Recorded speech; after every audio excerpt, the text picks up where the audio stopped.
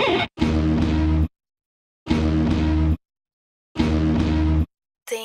Mizzy Mari got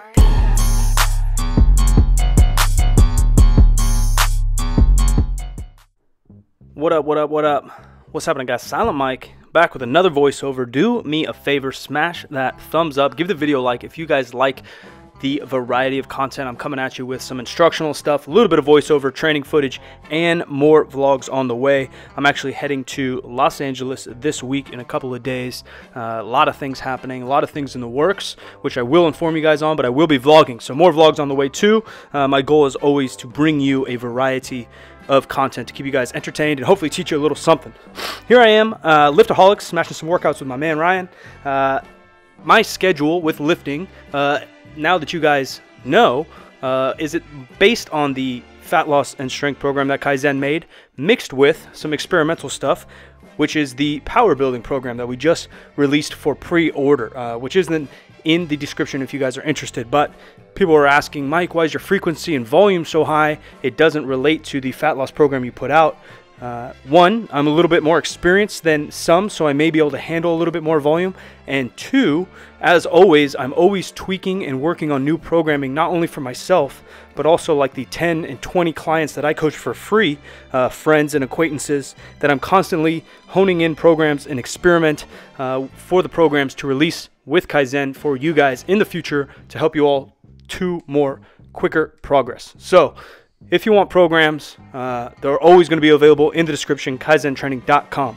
Going to the squats now, feeling okay. We got 2 different sessions thrown together, and basically these would be an example of one of the days with the power building program. So both of these for me are 2 different Thursday workouts thrown together, which are squat and bench based. Showing you guys a little bit of something.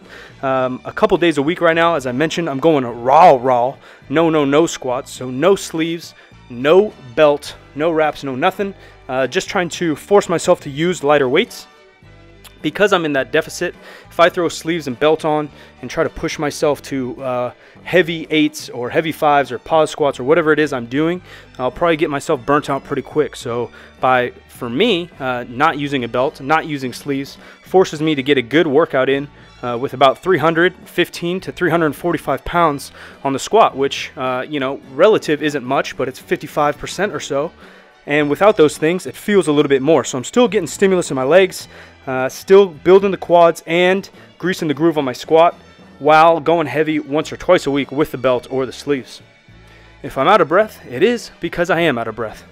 I just finished some cardio. I'm smashing cardio 3 to 4 times a week also, really trying to accelerate my fat loss. I have plateaued a little bit. I know I've been cutting for a long time, which I have, but I've been trying to do it super slow. My goal is to compete in powerlifting, 198 or 205 pound class again this fall. And learning from my past mistakes, which hopefully I'm sharing this knowledge with you guys, is I used to cut just too drastic. I would add too much cardio and take away too many calories at the same time, which forced me to lift less optimally and lose a lot of my strength. Now, you can gain that strength back once you start to maintain calories or take away the cardio and you have that energy, but I'd rather kind of skip that whole process, cut a little bit slower, a little bit more strategy involved. And then when I get down to 198, 205, I'll really turn it up, peak for a meet, and hopefully smash some big PRs. I plan to out total my last total, which I weighed in around 224, 226, somewhere like that.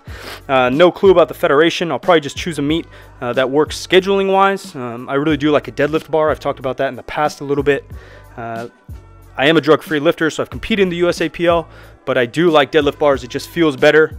I'm pretty picky. I'm a little bit of a diva. I like to squat with a stiff bar, kind of like the USAPL Alico or Rogue Power Bar. I also like to bench with that bar, but when it comes to deadlift, I do like a whippy bar. Just feels better on my back, feels better on the sumo, and obviously I can lift a little bit more, but more so I just like it. I like the grip of it in my hands. Now going to these workouts with the power building program and programming in general, as we talked a little bit in the past, there must be intent and there must be a goal. And then once you figure out that goal, you have to find the most optimal way there. So a lot of power building programs out there in the world. Omar Isaf, my homie, who helped me write the program, also did a video about this power building. But when you get down to it, most of the programs out there for power building literally just involve squat, bench, dead, and then they throw a bunch of curls at the end, maybe some push-ups, and call it a power building program. Or the opposite, maybe it's just 3 sets of 10 on a large variety of exercises, and they call and include the squat, bench, and deadlift, and they call it power building. Where what we've tried to do is take an actual powerlifting style program with periodization, with a little bit of exercise variation, and progressive linear loading, not linear progression. So we're not just adding 5 pounds every week going max effort, but with linear loading, daily undulating, to really allow you to build more strength. As well, then on our quote-unquote off days, 2 or 3 other days a week, we're really focusing in on a lot of volume and exercise variation, also daily undulating, but focusing in more on those muscles that don't get hit with the squat, bench, and deadlift: biceps, triceps, lats, etc. Got into discussions, or I just saw comments on Instagram when we talked about the power building program, and people said, well, isn't that just I think powerlifting helps you build muscle. And powerlifting is one of the best ways to build general strength and muscle. Obviously, that's why I'm a huge proponent of it. And squat, bench, and deadlift, in my opinion, should be in almost any exercise regimen or program, almost regardless of sport that you're playing: weightlifting, football, basketball, whatever it may be.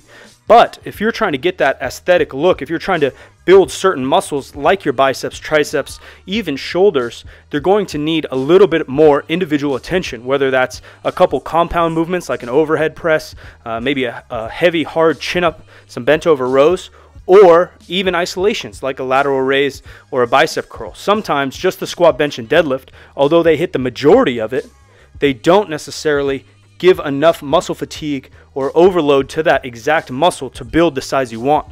If you think, obviously depending on genetics, but if you just squat, bench, and deadlift, it's going to be very hard for most people to get 16, 17, 18-inch arms. You're going to have to throw in some heavy skull crushers, maybe some push-ups, dips, close grip bench, and bicep curls with a variety. So that's what we tried to do, is we tried to make a daily undulating program, both including the power lifts, exercise variation, and some power building movements with adequate hypertrophy and volume to build that strength base and the looks that you guys want. It is high volume, it is fairly high frequency, it is sub-maximal because that's just what we all believe in. So if it's something you're interested in, we do have free 4 weeks below, and then we have the 16-week total package if you want to purchase it and take it more serious. As I mentioned before, back to my lifting. Hopefully you guys care. What I'm doing, so I either underload by hitting some squats with no sleeves, no belt, or I underload by using a belt and some sleeves, and I hitting a pause squat. So those are kind of the variations I'm using in my current program. It is loosely based on the power building and fat loss, but it is my own version of it all. So because of my experience, because I know what I need to get stronger right now, and what I need mentally, which is a huge aspect of coaching, not a lot of people talk about. What I need mentally right now is to handle less weight, forget about my PRs, not worry about squatting over 600 pounds just yet. I'll turn that lever, flip that switch, and chase down the 600 plus squat, 700 pound deadlift, 400 pound bench in a competition later this August. Going further into my diet and my progression, started with 3,500 calories or so, trying to find my maintenance probably back in like August. Been fairly consistent, although some up and downs, going back and forth from the holidays and travel, doing my best, and generally the trend is going downwards and I am getting leaner and lighter, but currently eating about 2,400 calories, which isn't exactly as much as I'd like to eat to stay satiated, but with any kind of progress, both lifting, getting stronger, and dieting, there's going to be some sacrifice. Now, beyond the genetically gifted or those that have it quote unquote a little bit luckier, there's going to be some suffering when you diet and you try to get down to certain body fat percentages. Now, do I know what my body fat percentage is right now? No, but I'm about 215 pounds, 5'9", with some slight abs, whatever the heck that means to you. But to get to 12, 10, 8% body fat for almost anyone, it's going to take a little bit of pain, a little bit of not fun cardio, and a little bit of suffering through the eating portion of the entire thing. Obviously, it comes a little bit easier for some than others. If I sound a little weird, it is because I'm a little sick. Got a little bit sick this week. Just giving you guys full life updates here in this video. I know it's a little bit rambling, but I just want to fill you guys in with where I'm at, where Kaizen's at, and what's coming next. California, Sacramento, California, where I live, is known as the City of Trees. So not only did I get a little bit of sick, I got a little cold or something, put me down for a day.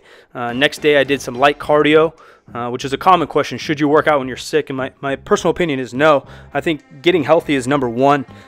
So I took that day to rest. The next day I felt 50% better, so I just did a light bike ride, maybe 20 minutes, stuck to my diet, and then the day after that I turned it back on and just trained, which is today.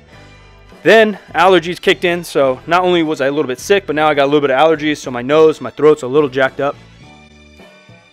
And that's that, the current update on me. Getting healthier, leanness is coming through. I'll give some progress pictures and some updates in upcoming vlogs.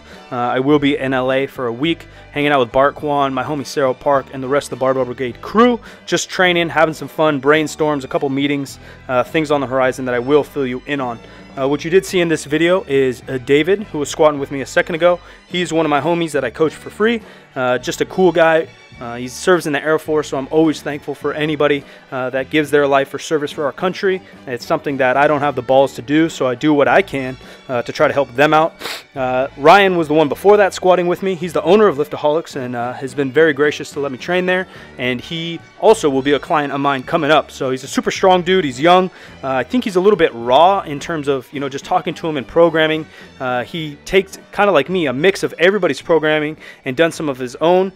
He's been a little beat up, so we're going to try to get him healthy and then hopefully have him smash a really big total. He's a very gifted lifter. He's a very strong dude, so I have a lot of high hopes for him. It'll be really fun to see what his potential is come meet day, hopefully later in the summer or the spring. David is competing, I believe, in Jesse Burdick's meet with Little Smokey. And also my boy Pig. I won't be able to be at that meet. I will be traveling, but I'm coaching all those guys. So what I'm going to try to do is get some footage, maybe even from their cell phones or something like that, and throw a video together and maybe kind of talk over some of the programming I did for them to get their strength up and hit PRs on a meet day, as well as trying to compare and contrast maybe things of not only programming, but technique-wise that they've done in the past, and maybe we've tried to adjust to allow them to reach new heights in their strength. As I've mentioned before, you taking a high school kid, you can kind of throw any stimulus at them and they're going to get stronger. But when you start talking about Little Smokey, who's benched over 400 multiple times at 181, my boy Pikolsky, who's close to a 600-pound squat, he deadlifts over 600 pounds and benches over 400 pounds at 181, 198. You have to start to get a little trickier and a little bit more isolated and individual to really get them to go to the next level. And I know this video has been all over the place. I appreciate you guys. If you're still here listening, give it a thumbs up. But just the last topic of cookie cutter programs. I get that question, do they work? And in my opinion, yeah, they really do work.